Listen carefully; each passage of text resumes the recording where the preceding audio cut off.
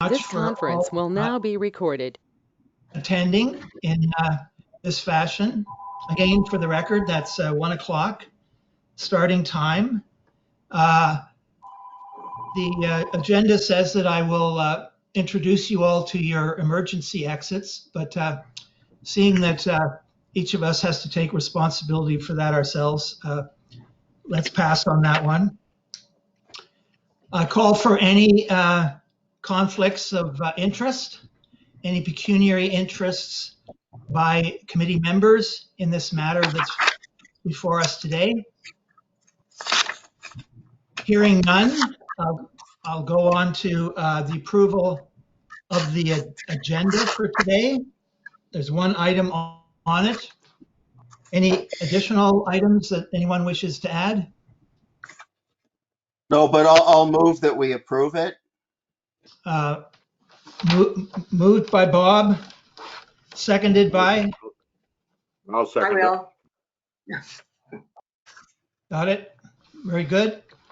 Approval of the attached minutes of the. Oh, we got to vote on it, John. Well, You're there gonna you vote go. on. We'll have a vote on it. All in favor?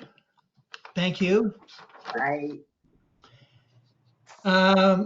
As to the minutes of the last meeting, I thank you very much for keeping the minutes, and I apologize. I was in getting a hip replacement, and that all went very well. Any changes, amendments to the minutes? The only thing that I see here is that we need to correct the spelling of my last name, please, Susan. Yeah, okay.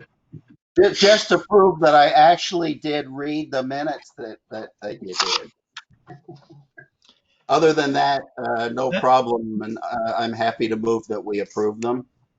Okay, moved by Bob, seconded by I'll second Brenda. it. Thank you very much. All in favor? Yes. Thank you. Seeing none in opposition. Could I make one comment? I think perhaps this is for David and Susan. These minutes of the last meeting, although I wasn't there to so direct them, strike me as overly detailed. Because these meetings are actually recorded digitally now, there I don't think is quite so much reason for this level of detail. So I would suggest more synoptic minutes for this particular meeting would be in order. I think just motions and actions and that sort of thing, and let the digital record stand forever with the national security services in the United States or China or wherever, and so be it. Are you amenable to, is everyone amenable to that? John, I agree with you, and having been on this committee for years, these were the most detailed minutes that I've ever seen. It was a blow-by-blow, similar to what you'd see in court minutes. So I agree with you, John. Thank you very much. In all fairness to Susan, that was her first run. I mean, she went with an abundance of caution based on what's on YouTube. So yeah, a point noted taken. We will keep them. Absolutely, David. And yeah. I'm sure she was working without your direction. We're working remotely at times, so no, I didn't need to stand over her in order to get the play-by-play. We can move along now to the more summary question. I was just going to say I was actually very complimentary of the fact that there was so much detail, but I agree with you, John. We don't need that much. No, appreciate that direction. Thank you. So let's move on to the business at hand. This is an application for a consent on a lot boundary adjustment. Everybody has had this material to review. I appreciate this is all happening not in person, so I hope we can get through this all. And if I'm not recognizing that you wish to speak or interject something at any particular time, just wave your hand and I will recognize you. To start, I suppose I would like to invite David just to introduce it and perhaps summarize the recommendations of his staff report. Okay, thank you, Chair Riley. This application was received in December last year. There was some follow-up information, as I've cited in my report, that came in early January. As you did note, it is under a consent application, but it's for a lot boundary adjustment. It's not for a new lot. It went through the requisite requirements to get up to this point in time, which is a hearing before the committee, including notice under Section 53(5) of the Planning Act. We circulated per those requirements and then some a little bit to make sure people had notification. There was a signboard posted on the property per my request by the applicant. It is there. I saw it and checked it, of course. And of course, it was on our website. We got a few calls. I got 3 calls, actually. No letters, of course. There was no letters on this application, either for or against, or as a general inquiry. There were 3 phone calls, and I confess I've only got the full name of one of them. The 2 left their first name, a Caitlin, a real estate agent, and a Megan, I think, who is a resident of Mono.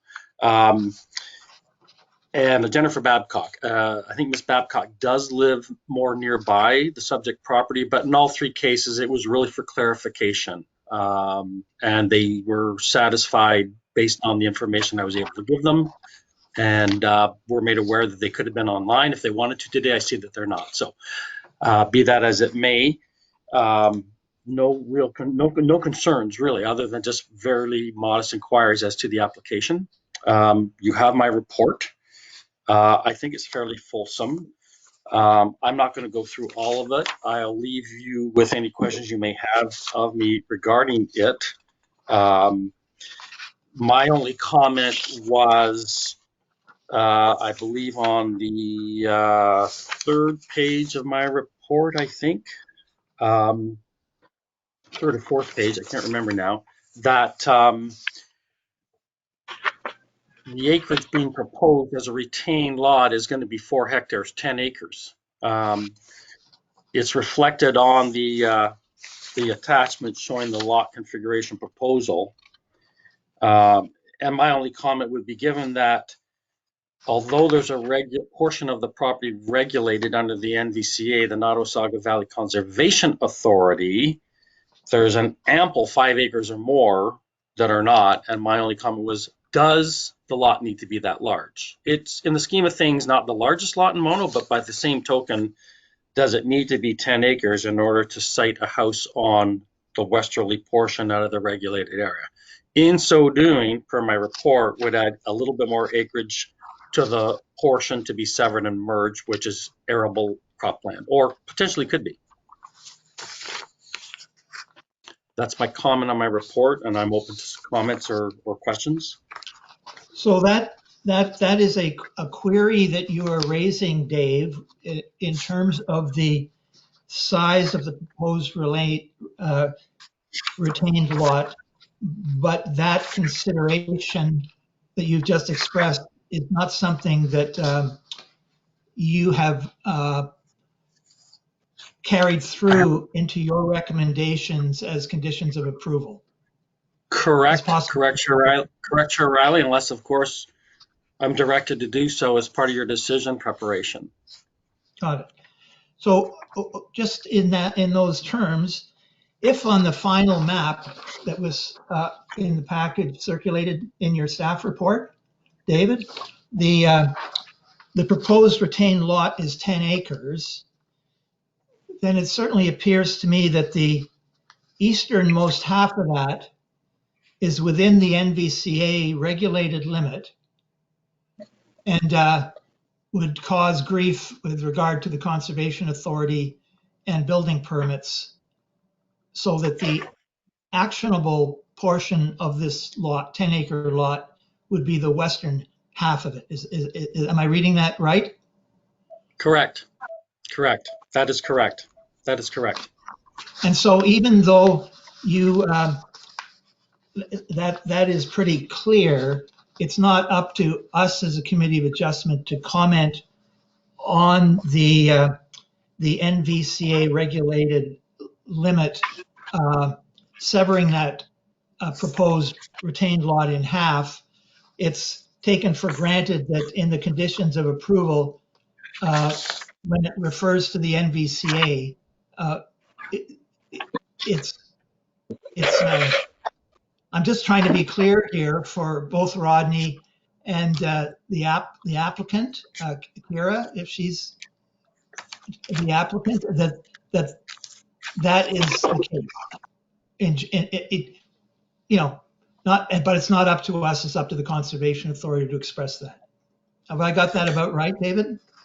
I would say so. The Conservation Authority, of course, as a habitable structure, these are certainly the types of structures that ought not to be in regulated areas. Well, sometimes they are because existing structures are, and someone wants to add to one. That's not the case here, of course, but generally it's a higher test. The Conservation Authority will, concede to outbuildings, of course, much of the time. They're non-habitable structures. This would be, and so therefore, on a cumulative basis, it ought to be and can be outside of the regulated area. And as a new build, it most certainly should be outside of the regulated area. Right. And I won't at this point comment on the fact that, the applicant certainly would later have the opportunity to contend with the Conservation Authority as to whether or not that really is an intermittent stream at all. But that's another matter. Yeah. For another day and another time. Their comments were they had no comment because they saw on the application, these are comments just came in yesterday, to which I emailed committee. I'm just seeing if I have my copy in front of me. I think I just have it digitally, which is that they had no objection that there's a developable portion of the land or the proposed retained parcel that is obviously wholly outside of their regulated area. And that came from Amy Knapp at the CA. I only have one other question for you, Dave, before I turn it over to a committee member, or no, to Rodney first. I think is that on the application, page 2, section 3.2. I think in trying to be inclusive, it includes 2 Ontario numbered companies as having an interest in the land to be transferred. And maybe I could ask for a clarification of that. My understanding is that probably means that one of them is going to keep the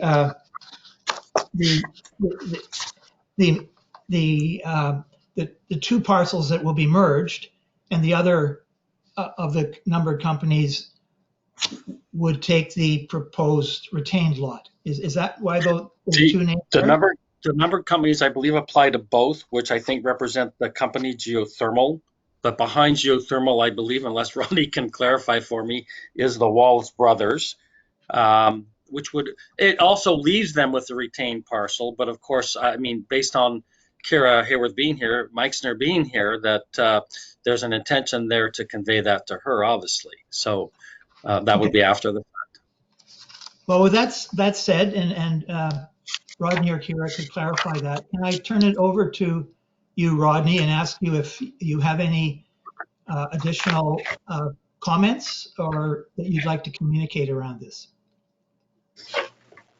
Yeah, thank you, Chair Riley. I'll speak first to the 2 numbered companies. They are the presently have title to the subject lands, and Dave is quite right that it's ultimately part of holdings held by the Wallace brothers. And also further to the NVCA report that was sent yesterday, they had indicated, and I'll quote in case no one's had a chance to review it, it appears that there's sufficient area for a developable envelope to provide safe access without infringing on the regulated area. So it would appear that there's in excess of 5 acres of tablelands that are outside the regulated zone. And we are in the business of doing a lot of grading drawings for building permits and dealing with NVCA on a regular basis. So there certainly is lots of area there to build to not infringe upon that regulated zone. As to what is being proposed, I can't speak to that other than, our involvement on behalf of the Wallace brothers is to create the boundary adjustment so that there's this retained parcel. Right. And more than that, all I can say is that David's planning report is very thorough. I really don't have any comment on that unless anybody has any questions. Thank you very much, Rodney. Can I ask committee members for their comments, perhaps starting with Brenda? I don't have any questions right now. Very good. Jerry? I guess my comment goes along the same as what David has said. We end up with a lot of 10-acre lots, and that's been one of the downfalls of I guess, planning in the last 40 years sort of thing. Do we really need 10-acre lots there, and what's it doing to the agricultural base sort of thing? And I'm concerned about just taking it out and having it growing up in scrubs and nobody looks after it and stuff like that. And once it becomes that, it's pretty hard to get it back into agriculture because you end up with different landowners, even if you wanted to rent it, etc. So David makes a good point, and as we go forward on that, I think we've got to look at that. But other than that, I don't have any comments. Bob, do you have any comments you'd like to offer? Thanks. Yes, I do. First off, I don't have a problem with this application. And as for the issue about the 10 acres proposal here, as I look at the plan, and I think Rodney said it looked to me like about half of the proposed 10-acre new lot is developable, and the other half is within the NEC regulated area. If I was going to be building a house in this area, I would do exactly what they've done here. It leaves 5 acres that somebody can develop a property on and not have to deal ever again with the NVCA. So for my way of thinking, the 10 acres in this corner of the property makes perfect sense, and I will be happy to support this application. Thank you.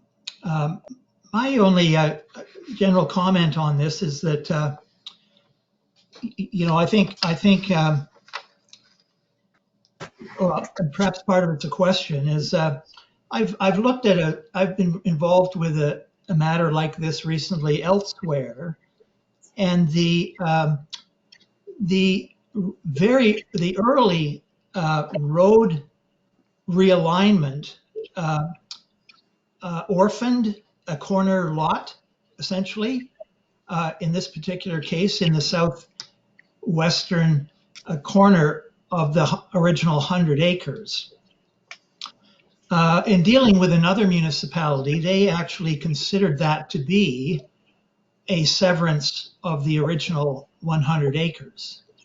And so if I was to think of it that way, then in fact, this original 100 acres has had in the past, it's a split into two more or less equal farm portions, which the official plan allows. It has had the severance on the southeast corner north of the road allowance, and it's had a historic severance in the extreme southwest corner of the property.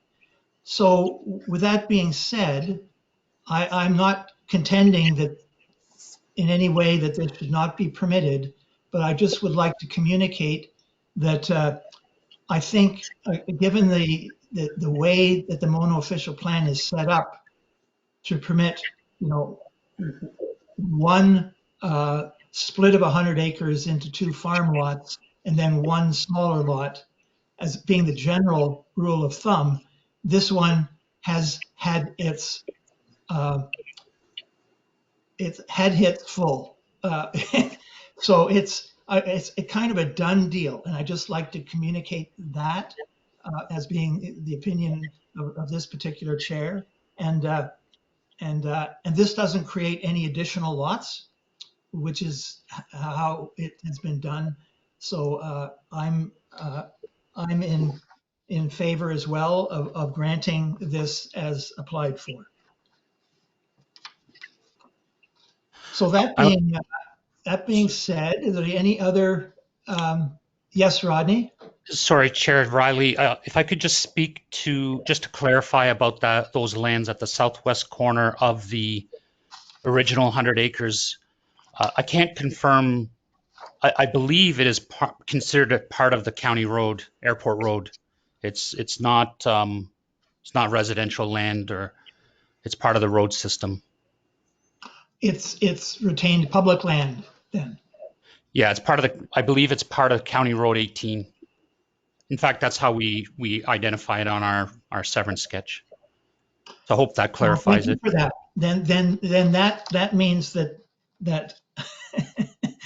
the township has contravened its modern official plan. But so be it. It's everything old is grandfathered. So thank you for clarifying that, Rodney. Well, that being said, I think we could move ahead to a motion to grant the application with the 5 conditions that were attached. Dave, would you like to make a comment? I would. Thank you, Chair Brown. And of course, I would only allude to the fact that given the comments we got, the letter we got from NVCA yesterday that was circulated to you, we don't need condition number 4 anymore. It can be removed, and we'll do that off the final decision if committee decides to grant this, of course, because that is a condition of granting. Let me rephrase that then. So shall we table a resolution to grant the application for consent of a boundary lot adjustment with the first 3 and the last of the 5 conditions, deleting the 4th one? Is there a... That's my recommendation, correct. I'm happy to move that motion. Bob moves, seconded by? I will second it. Jerry. I appreciate your comments, Jerry. I do note that it's currently a tree farm, and on pitchy land like that, which my tractor has difficulty with, a tree farm is a good agricultural product, and I hope it continues that way. So having a mover and a seconder, can I have a vote, please? Seeing all in favor? Brenda? All in favor. Yes. Yep. Then all in favor. Thank you very much for your attendance and attention. Any other business today? Seeing none, I'd like to adjourn the meeting at 1:24. Considering that a record, thank you. All the very best. May you Thanks have for your time. A safe day. Thank you very much. Thank- Very safe next few months. Well done. John, before we turn off the microphones here, I wanted to thank Susan for making the hard copies of this, which has been the tradition and a request of committee members here for years. And I did talk with Dave about this yesterday. I just wanted to make sure for future Committee of Adjustment meetings that we carry on with the same thing. I don't know about the rest of you, but it sure helps me to have all of this sitting in front of me while I'm watching a computer screen here. So that's I just wanted to add that. Susan, thank you for your help with that. Purelator got it to my house on time, and I'm assuming everybody else's. We're still going to send it out. Susan, so thank you very much. Yeah. And I guess we'll just send out the whole package. I mean, I was fussing about whether we send out the salient bits versus, say, application forms. But I think in the balance, if committee wants the whole complete application with the form itself, then that's what we can do.